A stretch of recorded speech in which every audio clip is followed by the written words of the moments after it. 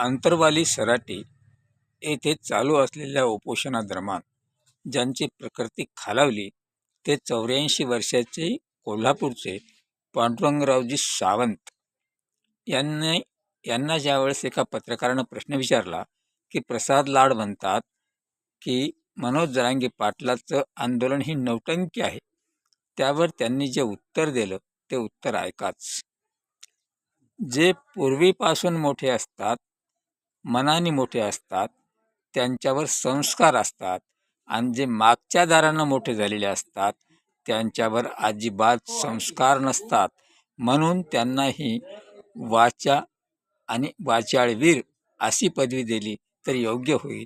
कारण पांडुरंगराव सावंत हे एक उच्च विद्याभूषित व्यक्ती आहे.